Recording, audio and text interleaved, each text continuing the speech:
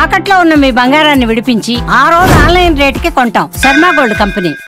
నమస్తే, welcome to Suman TV. నేను గిరిజ. 2025 సంవత్సరం, నూతన సంవత్సరం, కొత్త సంవత్సరంలోకి అడుగు పెట్టేస్తున్నాం. మరి కొత్త సంవత్సరంలోకి అడుగు పెట్టేటప్పుడు అసలు మన జాతకాలు ఎలా ఉన్నాయి, మన రాశి ఫలితం ఎలా ఉండబోతుంది, సంవత్సరం పొడవునా మనకేమైనా ఐశ్వర్యాలు కలిసి వచ్చే అవకాశాలు ఉన్నాయా, లేకపోతే దరిద్రం పట్టుకునే అవకాశం ఉందా? సో ఇవన్నీ తెలుసుకోవాలి అంటే అసలు మన రాశి ఏంటి, ఆ రాశి ఎలా ఉండబోతుంది సంవత్సరం అంతా, సో ఈ విషయాలు ఖచ్చితంగా తెలుసుకోవాల్సిందే. సో అందులో అది తెలుసుకోవాలి అంటే రాశి ఫలాలు ఎలా ఉన్నాయి అనేది ఖచ్చితంగా మనం తెలుసుకుంటే కానీ ఎప్పుడు మనం జాగ్రత్త పడాలో, ముందడుగు వేయాలో, ఎప్పుడు వెనక్కి తగ్గాలో అనే విషయాలు తెలుస్తాయి. కాబట్టి సో ఇవాళ మనతో పాటు ప్రముఖ జ్యోతిష పండితులు గోనెగుంట్ల సురేష్ బాబు గారు ఉన్నారు. వారితో మాట్లాడి 2025 నూతన సంవత్సరంలో అసలు ద్వాదశ రాశి ఫలితాలు ఎలా ఉండబోతున్నాయో తెలుసుకునే ప్రయత్నం చేద్దాం. నమస్కారం గురువు గారు. నమస్కారం అండి గిరిజ గారు. గురువు గారు, 2025లో కర్కాటక రాశి ఫలితాలు ఎలా ఉన్నాయి? అసలు ఇంకా వాళ్ళు ఇంతటితో దరిద్రం వదిలిపోయింది, అష్టమ శని వదిలిపోతుంది అంటున్నారు. అది ఎంతవరకు కరెక్ట్ అంటారు? ఒక్కసారి తెలియజేస్తారా? అది కర్కాటక రాశి వాళ్ళు సెలబ్రేట్ చేసుకోవాల్సిన టైం వచ్చిందండి 25 టైంలో. పాపం నాకు తెలిసి ఒక 10 మంది క్లోజ్ ఫ్రెండ్స్ అంటే రెగ్యులర్గా ఫోన్ చేస్తూ ఉంటారు. ఏమండి మేము ఆల్మోస్ట్ డైవర్స్ దాకా వెళ్ళిపోయామండి, మా మిస్సెస్ వదిలిపెట్టి వెళ్ళిపోయిందండి, తర్వాత ఏమండి నాకు ఉద్యోగం ఇంటర్వ్యూలో 3rd రౌండ్లో పోయిందండి, నేను ఫారెన్ వెళ్ళాలనుకుంటే వెళ్ళట్లేదండి, ఏమండి మేము బిజినెస్ పెట్టామంటే లాస్ వచ్చేసిందండి, పార్ట్నర్స్తో గొడవలండి. ఇలా ఒక 10 మంది అక్కడ రెగ్యులర్గా నాకు ఫోన్లు చేస్తూ ఉంటారు అన్నమాట. ఈ కర్కాటక రాశికి సంబంధించిన వాళ్ళు. నేను డైరెక్ట్గా అడుగుతాను వాళ్ళ నక్షత్రం ఏంటంటే పునర్వసు నక్షత్రం, ఏ పాదము, పుష్యమి లేదంటే ఆశ్లేష. వీళ్ళకి వివాహం కాకుండా గొడవలు అయిపోయి, డైవర్సులు అయిపోయి, బిజినెస్లో బ్రేక్లు వచ్చి ఈ చూసి పాపం ఈ నక్షత్రాలకు నాకే ఒక టైంలో సింపతి వచ్చేది, శని ఇంత ఇబ్బందులు పెడుతూ ఉంటారా అని చెప్పేసి. అయితే వీటన్నింటికి శని ప్రభావమే మూల కారణం అండి. కరెక్ట్ అండి. వీళ్ళకి అష్టమ శని నడుస్తుంది. అష్టమ శని నడవటంతో తెగ ఇబ్బందులు పడిపోయారండి. నాకే బాధ వేసిద్దండి ఒక్కోసారి. ఫోన్ కాల్స్ని అన్నం ముందు కూర్చున్నా కానీ నేను మా మిస్సెస్తో ఇదే మాట్లాడుతుంటాను. చూళ్ళు వీళ్ళు ఆశ్లేష నక్షత్రం ఇలా చేశారు, పుష్యమి వాళ్ళు ఇలా చేశారు, ఆ ఫోన్ చేసి ఫోన్లు ఏడ్ చేస్తూ ఉంటారు, ఎమోషనల్ కనెక్ట్ అయిపోతుంటారు. కొన్నిసార్లు పిల్లలకు రాకపోతే తల్లిదండ్రులు ఏడుస్తూ ఉంటారు. ఆ అష్టమ శని చాలా ఇబ్బంది అండి. అసలు ఎంత ఇబ్బంది అంటే అది చూసి జాలేసి నాకు ఒకసారి అందరం అనిపిస్తుంది. కానీ గ్రహాలు మారడం కామన్ అండి. మనిషిని తర్వాత సుఖము దుఃఖము ఎలా ఉంటాయో రాశి ఎఫెక్ట్ కూడా మనకి శని పట్టుకున్నప్పుడు బాధపడతాం, వదిలేసినప్పుడు హ్యాపీగా ఫీల్ అవుతాం, అది కామనే కదండి. అవునండి. సో కాకపోతే ఈ 2.5 సంవత్సరాలు వాళ్ళ జీవితంలో మొత్తం నేర్చేసుకుంటారండి. ఓకే, కొంచెం బాధ కాకుండా మొత్తం 2.5 సంవత్సరంలో జీవితంలోకి వచ్చే ఒక అట్లీస్ట్ 15-16 ఇయర్స్కి కావాల్సిన బాధలన్నీ అనుభవించారు కాబట్టి ఇంక ముందంతా హ్యాపీగా ఉంటారు. సో మనకి అది ఒక హ్యాపీ న్యూస్ కర్కాటక రాశి వాళ్ళకి ఎవరికైనా ఉందంటే ఎంతసేపు మనం దాని గురించి మాట్లాడుకున్నాము. నా ఎక్స్పీరియన్స్, నాకు వచ్చిన క్లయింట్ ఎక్స్పీరియన్స్ని బట్టేసి ఎవరెవరు చూస్తున్నారో వాళ్ళందరికీ కర్కాటక రాశి వాళ్ళు ఉంటే ఒక స్వీట్లు పంచుకొని ఓకే లైఫ్ని సెలబ్రేట్ చేసి ఏదో జాబ్ వచ్చిన లెవెల్లో అయిపోయింది హ్యాపీ మూమెంట్. అవునండి. తర్వాత మనకి కర్కాటక రాశి వాళ్ళు ఫస్ట్ పునర్వసు 4 పాదాలు అండి, పుష్యమి 1, 2, 3, 4 పాదాలు, ఆశ్లేష 1, 2, 3, 4 పాదాలు కలిసిన వాళ్ళంతా మన కర్కాటక రాశిలో ఉంటారు. ఇవే కాకుండా పేరు బలం కనుక మనం చూసుకున్నాం అనుకోండి, వాళ్ళకి he, who, hey, ho, da, dee, do, day, doe, more or less ఈ సౌండ్తో ఉన్న వాళ్ళంతా కూడా, ఈ సౌండ్తో ఉన్న వాళ్ళంతా మనకి కర్కాటక రాశిని మనం చెప్పుకోవాలన్నమాట. సో మనకి మీరు ఇందాక అనుకున్నట్లు ఈ సంవత్సరం 2025కి సంబంధించిన విశిష్టత ఏంటంటేనండి, ఈ సంవత్సరంలో 4 మేజర్ గ్రహాలు చేంజ్ అవుతున్నాయండి. ఇది చాలా రేర్గా వచ్చే కాంబినేషన్ మనం చెప్పుకోవాలి. ఏంటంటే ఇందులో శని మారుతూ ఉన్నాడండి.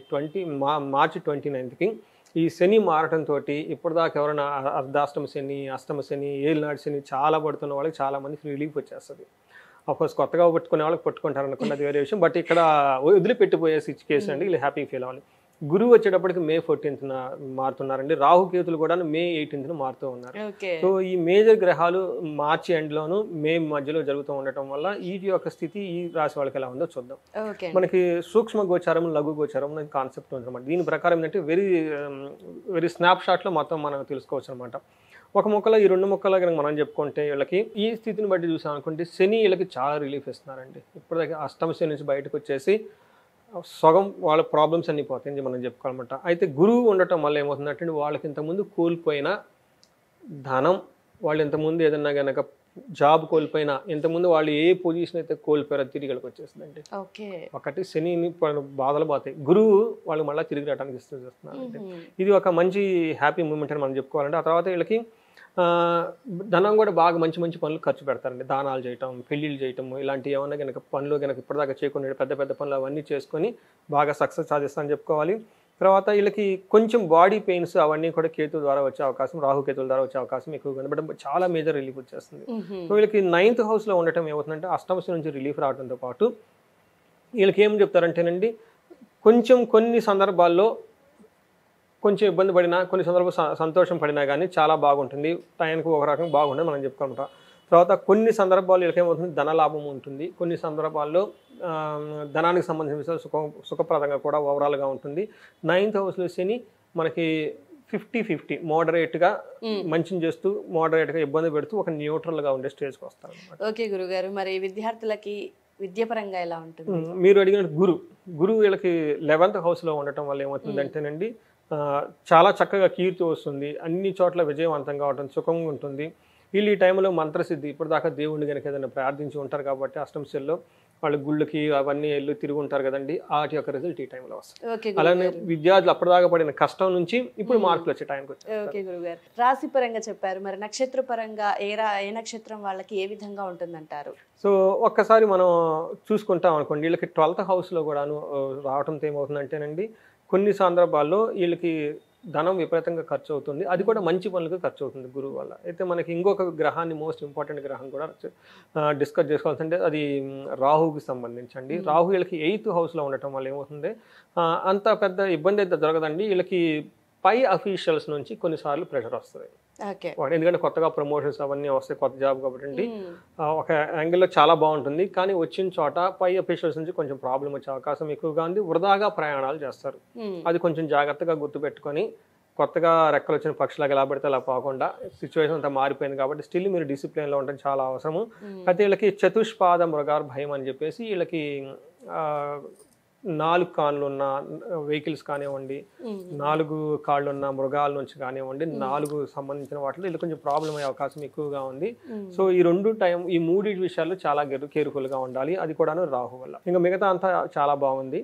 సో మీరు అడిగిన విధంగా నక్షత్రం ప్రకారం కనుక చూసుకుంటే వీళ్ళకి పునర్వసు, పుష్యమి, ఆశ్లేష 3 నక్షత్రాలు ఇందులో ఉంటాయండి. పునర్వసు నక్షత్రం కనుక చూసుకుంటే ఫస్ట్ వీళ్ళు ఫారెన్ వెళ్ళాలనుకున్న వాళ్ళకి గోల్డెన్ టైం. నెంబర్ 2 వీళ్ళకి సర్వజన పూజ్యం, అందరి దగ్గర నుంచి చాలా గౌరవము, రెస్పెక్ట్ వస్తుంది. అయితే వీళ్ళు జూన్ నుంచి జూలై వరకు ఏదో ఒక విషయంలో భయపడే సిచ్యువేషన్స్ అయితే వచ్చేస్తుంది. అది కేర్ఫుల్గా ఉండాలి. తర్వాత వీళ్ళకి రాజసమాన సౌఖ్యం, ఎక్కడికి వెళ్ళినా కానీ కంఫర్ట్, లగ్జరీ అంతా చాలా బాగుంటుంది. హెల్త్ విషయంలో కొంచెం కేర్ఫుల్గా ఉండాలి. అయితే మనకి పుష్యమి నక్షత్రం కనుక మనం చూసుకుంటే వీళ్ళకి రాజసమాన సౌఖ్యం ఉంటుంది, చక్కగా రాజ్య లాభం ఉంటుంది. గవర్నమెంట్ అఫీషియల్స్ నుంచి కానీ, హైయర్ అఫీషియల్స్ నుంచి కానీ చక్కగా ప్రమోషన్స్ అవన్నీ వచ్చేసి హ్యాపీగా ఉంటారు. ఫారిన్ వెళ్ళాలనుకున్న వాళ్ళకి ఇది ఒక బెస్ట్ ఇయర్ అని మనం చెప్పుకోవాలి. అయితే ఈ రాశి వాళ్ళకి, పుష్యమి నక్షత్రం వాళ్ళకి నవంబర్ నుంచి ఎండ్లో లాస్ట్ 2 monthsలో వీళ్ళకి కొంచెం కేర్ఫుల్గా, ధనం విషయంలో కేర్ఫుల్గా ఉండాలి. ఆ 2 monthsలో ధన నష్టం చూసేస్తుంది. వీళ్ళకి హెల్త్ కాంప్లికేషన్స్ వచ్చే అవకాశం ఎక్కువగా ఉంది. జూలై నుంచి ఎండ్ వరకు వీళ్ళు తలపెట్టిన ఏదో ఒక పనిలో ఓవర్ యాంబిషన్స్తో తలపెట్టడం, లేదంటే ఓవర్ అగ్రెసివ్గా ఉండటం వల్ల ఒక పని చెడిపోయే అవకాశం ఎక్కువగా ఉంది. అందుకని చెప్పేసి ఇందాక మేము చెప్పినట్లు కొత్తగా రెక్కలు వచ్చినట్లు ఎలా పడితే అలా పోకుండా మనకి జాగ్రత్తగా ప్లాన్డ్గా ఉండాలి.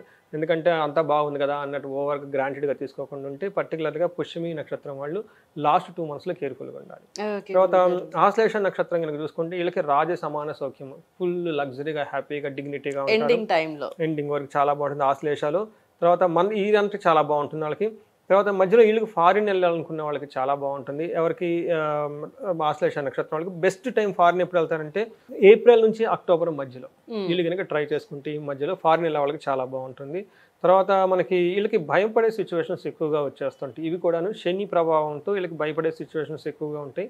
వాటిని కొంచెం మెడిటేషన్, యోగా అవన్నీ చేస్తే చాలా కామ్ డౌన్ అయిపోతుందని చెప్పుకోవాలి. వీళ్ళకి మార్చి నుంచి ఇయర్ ఎండ్ వరకు ధన నష్టం కూడా చూపిస్తే అవకాశం ఎక్కువగా ఉంది. అయితే ఆశ్లేష నక్షత్రం వాళ్ళకి ఒక హ్యాపీ న్యూస్ ఏంటంటే వీళ్ళకి జూలై నుంచి ఇయర్ ఎండ్ వరకు హైయెస్ట్ ప్రమోషన్, బెస్ట్ ప్రమోషన్స్ వచ్చే ఛాన్స్ చూపిస్తున్నాయి. పట్టాభిషేకం, ఓకే, రాజ్యాధికారం.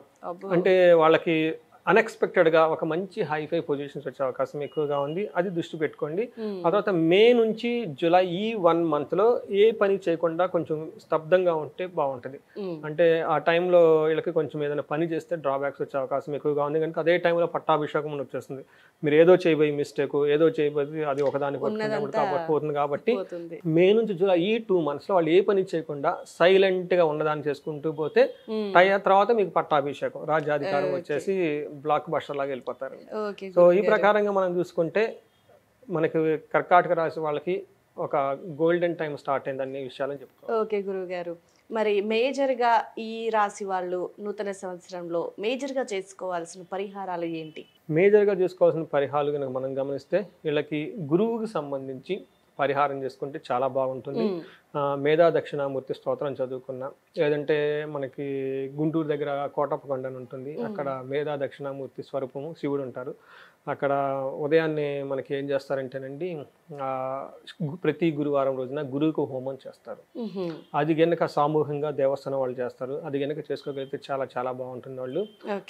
తర్వాత వీళ్ళకి అంతేకాకుండా రాహుకేతులు ఎఫెక్ట్ ఉండటం వల్ల మనకి సుబ్రహ్మణ్యేశ్వర స్వామి షష్ఠి రోజున ఏదైనా ఒక రోజున ఉపవాసం ఉండే గనక సుబ్రహ్మణ్య స్వామి దేవస్థానాన్ని విజిట్ చేస్తే చాలా బాగుంటుంది, చాలా బాగా కలిసి వస్తుంది.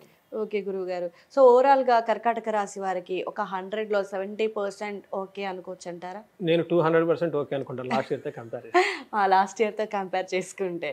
సో ఈసారి చాలా బాగుంది అయితే కర్కాటక రాశి వారికి. అవునండి. సో ఏదైనా మంత్రజపం అంటే వాళ్ళు అనుకున్న పనులు సకాలంలో పూర్తి కావటానికి ఏదైనా మంత్రాన్ని వీళ్ళు 8th హౌస్లో రాహు ఉండటం వల్ల దుర్గాదేవికి సంబంధించిన దుర్గా సప్తాశ్లోకి చదువుకుంటే చాలా మంది ఓం దుమ్ దుర్గాయ నమః అని దుర్గాదేవికి మంత్రానికి ముందు దుమ్ మనకి బీజాక్షరం యాడ్ చేసుకుని చదువుకుని చాంట్ చేస్తూ ఉంటే వీళ్ళకి ఇబ్బంది పెట్టే సిచ్యువేషన్ నుంచి ఏవి రాకుండా తప్పించుకోవచ్చు. ఓకే గురువు గారు, రాశి పరంగా అలాగే నక్షత్రాల పరంగా ఎలాంటి పరిహారాలు, ఎలాంటి మంత్రాన్ని జపిస్తే మంచి జరుగుతుందో చాలా చక్కగా తెలియజేశారు గురువు గారు. ధన్యవాదాలు. ధన్యవాదాలు. సో చూశారు కదండి, ఇవి రాశి ఫలితాలు. మీకు ఏవైనా డౌట్స్ ఉంటే, ఇంకా ఏదైనా రాశి పరంగా కానివ్వండి, నక్షత్ర పరంగా కానివ్వండి, మీకేమైనా సందేహాలు ఉంటే ఖచ్చితంగా గురువు గారిని కాంటాక్ట్ అవ్వాలి అనుకుంటే కింద స్క్రోల్ అవుతున్న నెంబర్కి కాంటాక్ట్ అయితే ఖచ్చితంగా గురువు గారు స్పందిస్తారు, మీకున్న సందేహాలను నివృత్తి చేస్తారు. Thank you.